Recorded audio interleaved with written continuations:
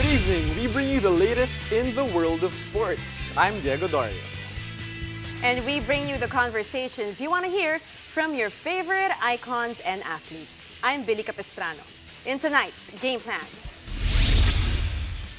we go inside the game with Thirdy Ravena to talk about his return to the Gilas Pilipinas pool.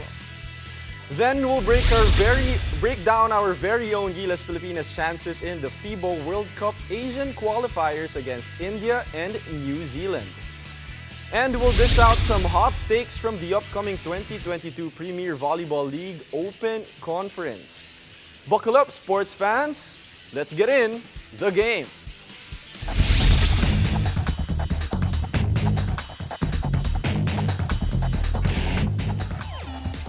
They say there is no higher calling in sports than to serve flag and country. This is the mantra of every member on the Gilas Pilipinas men's national pool. Before they entered their training bubble, my partner Billy Capistrano caught up with Thirdy Ravena to talk about his return to the national program in this latest edition of Inside the Game.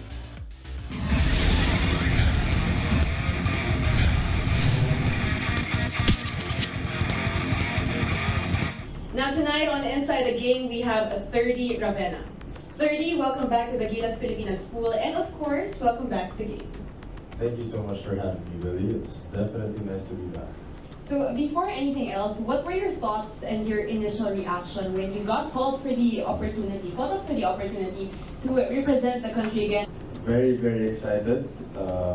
It's been a while since I last played for the Philippines, and when the national team calls for your service, you'd always want to be present. So I always, I tried my best to talk to the Neo Phoenix team, my club team, and they were very supportive with it.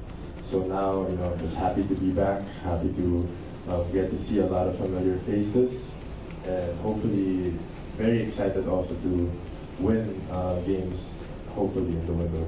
Yeah, we're so happy to have you back, of course, representing the flag once again. Now, you started training Feb 9, you arrived Feb 8. So how was that adjustment like, being under Coach Chod this time? And what's it like learning the same program of the 2014 World Cup team? Well, for me, it's also a challenge, not just with the system, but the overall experience of being called to the national team, and given the very short amount of preparation time that we have.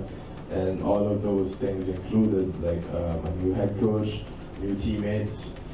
We basically only had less than a month to prepare for this window, and the teams that we're playing are pretty strong teams. So it's a challenge not just for me, but the whole team as well, both individually and collectively. On my end, I'm just going to do whatever it takes to understand the new system that we have, which is the dribble drive system of Coach Shot, and also feel out the other guys. I've been teammates with some of them, but not everyone, and I'm just very happy to work with everyone in the Gilas program, and hopefully we're able to pull off a win or even more wins in the window that's going to happen in February. Now let's move on to the composition of the Gilas squad right now. I mean, you're playing with PBA champions and Gilas vets like Jason Castro and Troy Rosario. Now, what have you been learning from the new kuyas of the team so far? There's always a lot of things to learn from veterans like Kuya Jason and Kuya Troy and my roomie, Roger Pogoy. I've been teammates with them since, ever since I started playing for Gilas, which was 2019, and I've always learned a lot given the time span that we have together. Whenever we become teammates, they always teach me how to be a better player and what I can do to help the team be better. Right now, it's to really just try and mesh with the new system that we have, because it's a little bit different from how we ran it back in 2019. So right now they're just basically easing not just me, but the other guys, easing them into the system, guiding everyone, and hopefully, that pays off in the window, because they're such great leaders, veteran players, not just in the PBA, but for the national team as well. So there's a whole lot more that you can learn from them, and I'm very excited to be with them and play with them in this upcoming window.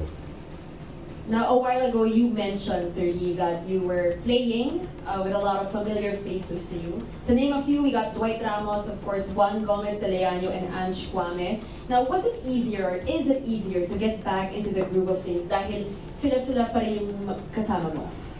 Yeah, malaking tulong yun, definitely. Because pag maglalaro ka ng bagong sistema, pagpapasok ka sa bagong sistema, malaking tulong na yung mga players na kilala mo kung paano sila kumilos, kung saan sila malakas, and kung saan sila pupwesto pag nasa loob ka ng court. So kahit bago yung sistema namin, that definitely helps na when kunwari may mga when things break down during the game, alam ko na pag mag-pick and roll kami ni Ange, may mangyayari, alam ko kung saan siya puposisyon, at alam ko kung saan si Dwight puposisyon, at si Will as well, kung ano yung mga strengths nila. So yung mga bagay na ganun, it really helps, especially nga na wala kami masyadong oras to prepare for this window na magkakakilala na kami as players.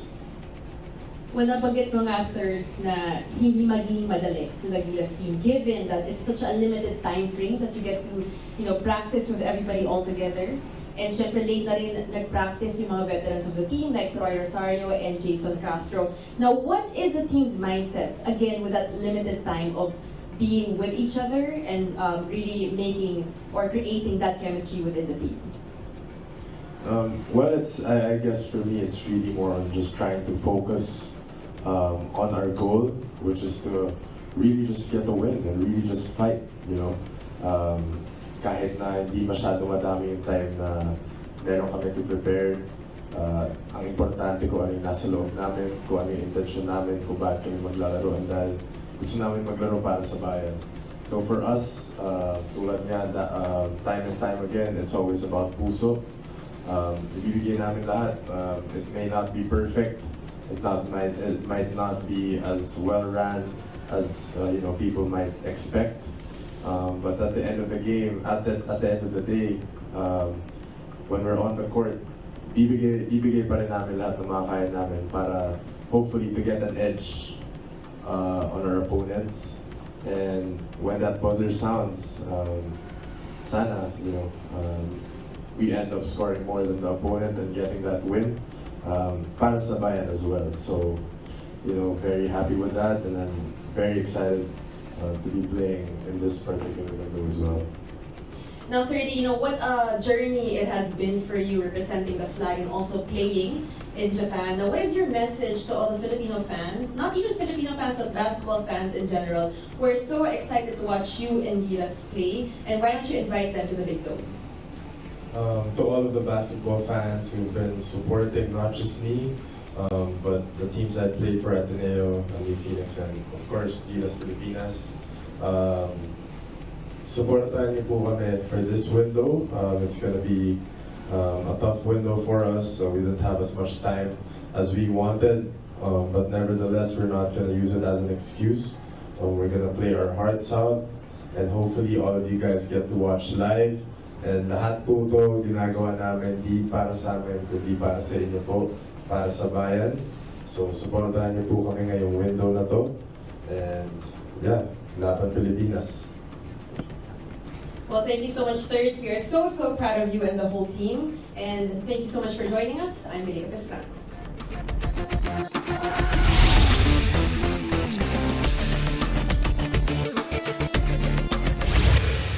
After the break, we'll break down Gilas Pilipinas' chances in the FIBA World Cup Asian Qualifiers.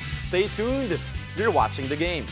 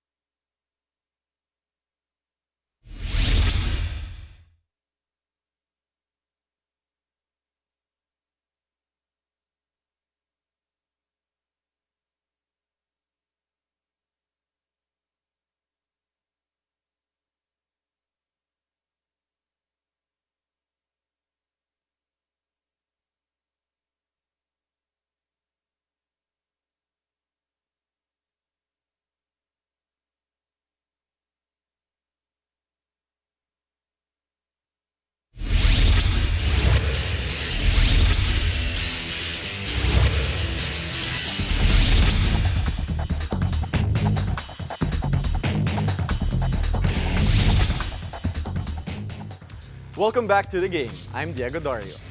Be sure to catch the FIBA World Cup Asian Qualifier games here in Manila starting tomorrow, Thursday, February 24.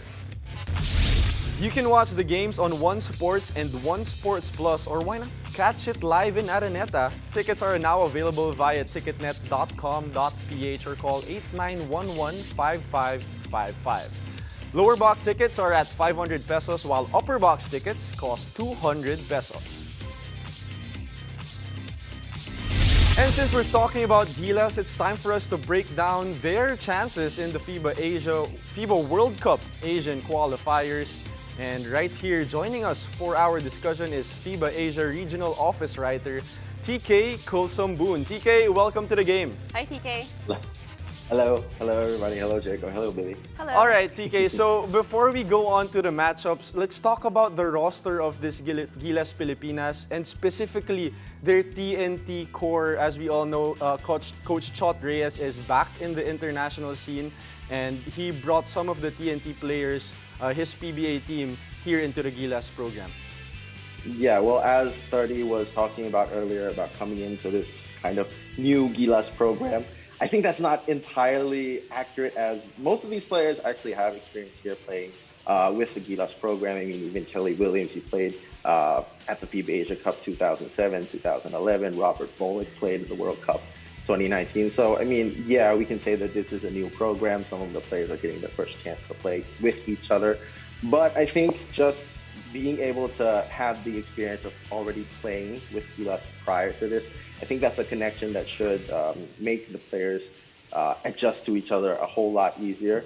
And it's just being able to play for the national team, I think that's something that all of the players can really relate with, and should make the transition period a lot more easier for everyone.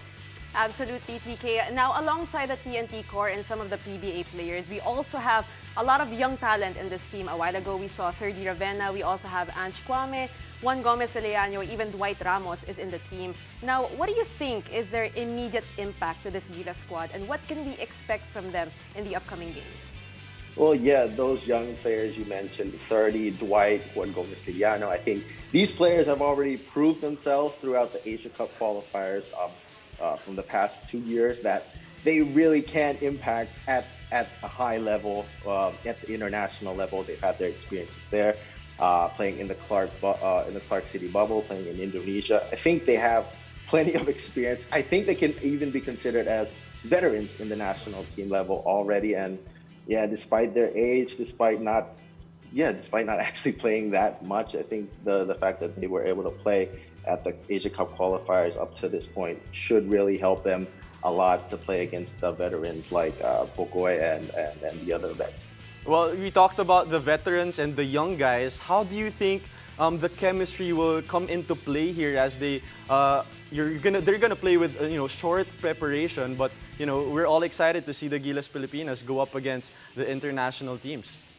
No, I think one thing that I think Asia basketball fans have enjoyed watching from the Philippines is that there's always good chemistry within our team, within the Gilas team, just because of just everyone being so friendly towards each other, everyone being so accustomed with each other. There's always a family kind of vibe within the camp whenever the teams prepare themselves, no matter how short of a time of preparation it is, and that's something that really helps a lot, and we see on the court every time that the team plays. They enjoy playing with each other, and that just helps with the chemistry when it takes onto the court.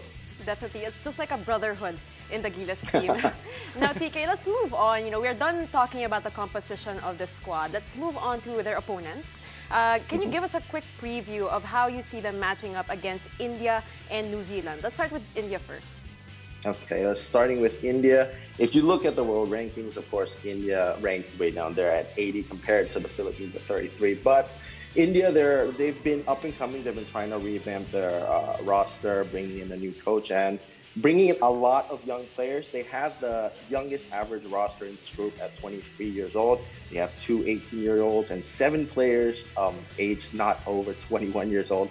But they also have the veterans that I think Asia basketball fans and Philippines basketball fans are familiar with. Vishesh Brigubanshi, Amrit Pal Singh, Aravin Anudaraj. These are players that have played for India for a long time already, and they should be the guys that are leading this team. It's a young squad, and that is something that I think Gilas will have to be wary about a bit, that youthful energy that this team brings. Maybe not as much experience as Gilas, but yeah, they just have to be prepared for anything that these young players will bring to the floor that might not have been scouted for or might not have been aware of. Well, I agree, TK. You know, very similar situations when you talk about the Gilas Pilipinas and this India team when it comes to, you know, mix of veterans and young guys. But, you know, Gilas Pilipinas not having a solid big man actually outside of Ange Kwame. Is this going to be a little bit of a disadvantage against India?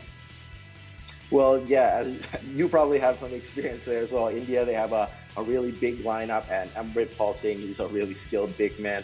That's going to be a matchup to watch for India and against the Philippines. But I think Gilas should have the advantage on the perimeter, on the guard, just taking control of the ball and just pressuring on the defensive end as well. As long as if Gilas can control on that side of the floor, I think that could negate out if there would be a disadvantage inside.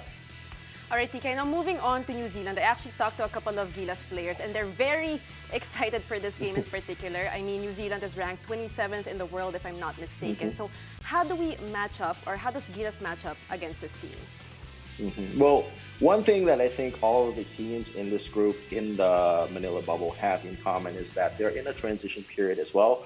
New Zealand also transitioning with Coach Pero Cameron just only coming in as the head coach a couple of years ago. There's a lot of young players on here as well. Ben Gold, only 18 years old. They only have Rob Lowe coming back from the 2019 Asian qualifiers. So a lot of new components for New Zealand, I think.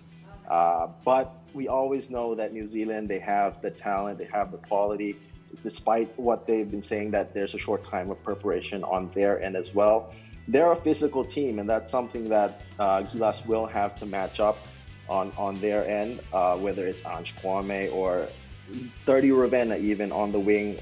New Zealand have physical wings to defend that, and that's just something that Coach Shot Reyes really has to prepare for on that physical end. Well, more than the basketball side, I'm really excited to see the haka of the New Zealand team here in the Philippines. TK, thank you so much for your time and for your analysis on the Gilas Pilipinas team. Thank you, TK. Yeah. Thank you for having me as well. Now, after the break, we'll be giving out our hot takes for the upcoming 2022 Premier Volleyball League Open Conference. Keep it here. You're watching The Game.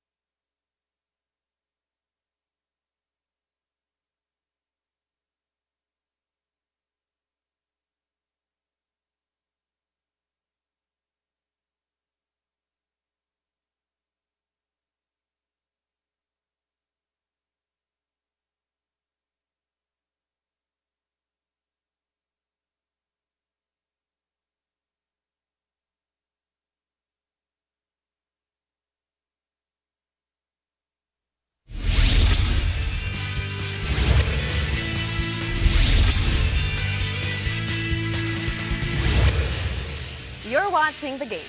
March is Women's Month, and our favorite women's volleyball athletes are making their comeback in just a few weeks. The 2022 Premier Volleyball League Open Conference is set to spike its way back into our screens on March 16, and the excitement is just burning up. To make things even hotter tonight, we have PVL champion volleyball analyst Paneng Mercado de Konig Swarte. to spill her hot take on the upcoming PVL conference. Paneng, welcome back. We missed you, and I hope I pronounced your last name correctly. Yes, you got it right. Nice one, Billy. I love it. I was waiting for that. And Paneng, welcome to the game, first of all. And we're all excited to see and hear your hot takes. I'm sure all the fans are also excited for that. Let's start it off with the first take here. You said that the new look F2 can surprise fans here in the PVL Open Conference. Yeah, I'm actually excited to watch F2 now to join us in the PVL. You know, it's their first time to face the teams like Cherry Tigo, Chocomucho, and you know it's interesting to see how they will play without Kalemao, because Kalemao has a prior commitment in Australia. But even if she won't be able to suit up with the team, you know, Coach Ramil was able to recruit top caliber players. You have Zira Vasho, right? You have Shola Alvarez and setter Iris Tolenada. So knowing Coach Ramil, for sure may game plan yan. And lahat tayo magugulat na lang, oh, nagbago sila ng pwesto. But with the help of his core players, so the chemistry is really something that we can't question because they've been playing alongside each other. So they already know their game plan and how they play, how will they coming from a loss, how will they prepare? Correct. Actually, ang tanong ko sa'yo, Paneng, is it's very interesting because F2 is filled with a lot of strong personalities. Tapos, idadagdag mo si Zihar Vasho. She is a vocal leader on the court.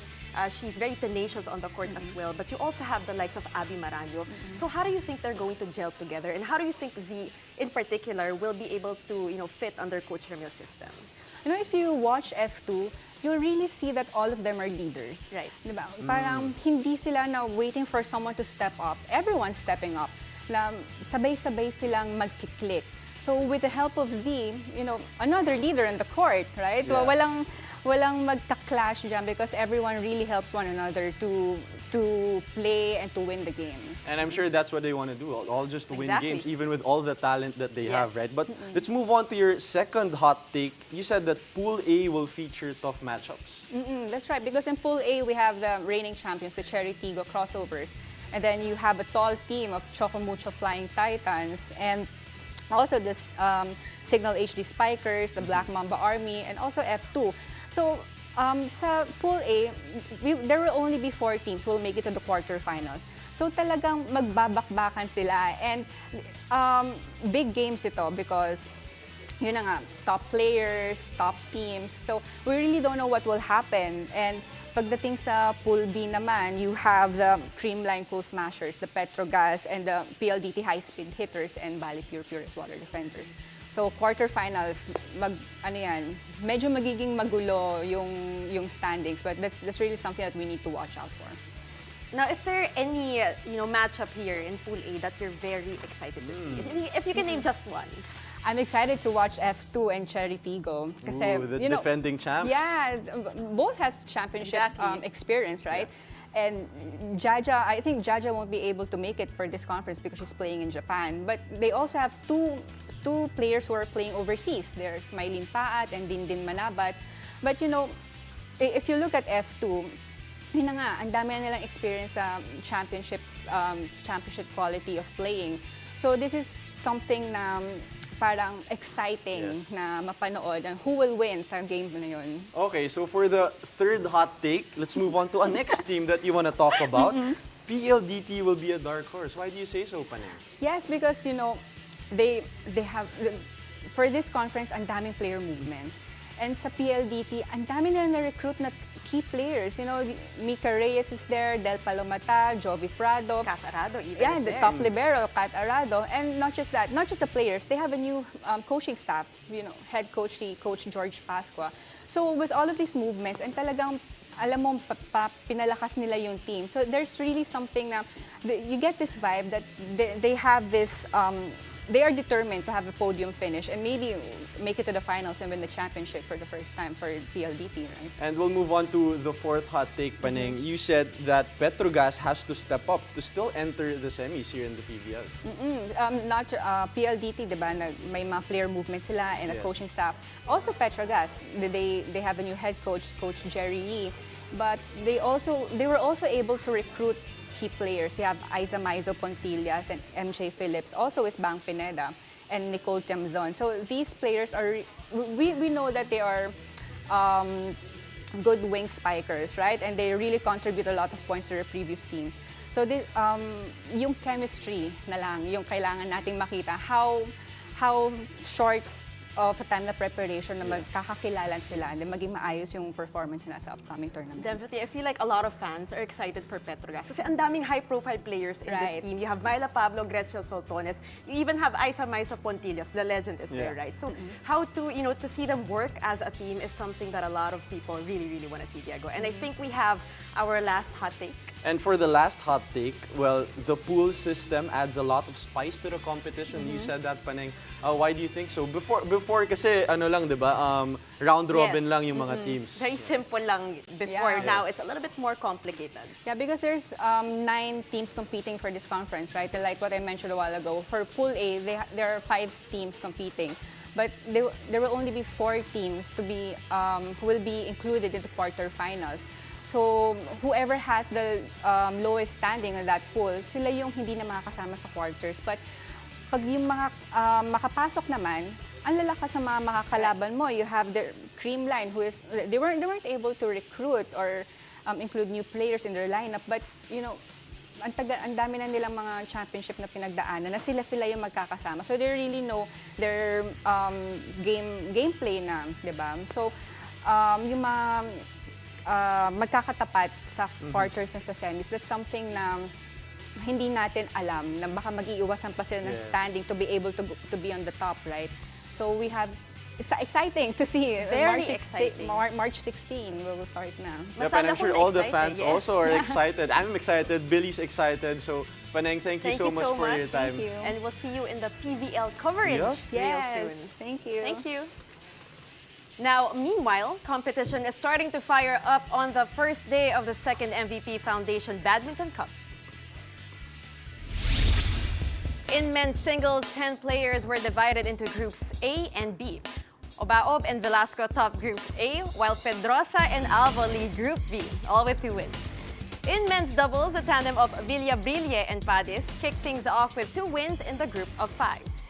The competition is much tighter in the women's singles, where De Guzman, Barredo, and Andres are all tied with 3 wins each.